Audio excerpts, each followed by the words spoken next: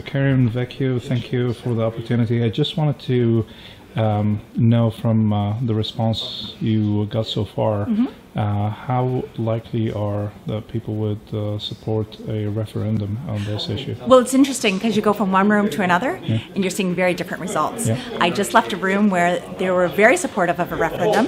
The second room was very, no, we don't want to talk about referendum. It's moving them away from the discussion. So it really depends, because I think the best thing I learned here today, there was a young man I spoke to named Justin. And his concern was, as a political party, we've been talking a lot about referendums, but we're not talking about the things attached. So as a parliamentarian, as local media, as Canadians and responsible Canadians, I think one of the most important things to do is make sure that we're educating. And if we're going towards a referendum, that the education piece is really connected to that. So I've been hearing a lot of positive things for and against, but the number one thing is education, regardless of how we go down the road.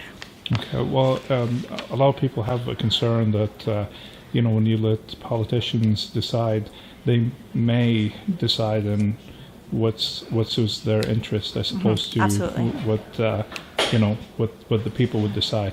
What guarantees that this discussion process is transparent, and that would we have access to the results of those e-consultations or the consultations in person? Well, first and foremost, I think that information must be transparent, because I can't go and say I've spoke to 400 people, but this is the report I'm handing in. I should be able to have all of those breakdown with actual numbers, and that's what I've done already as a member of Parliament.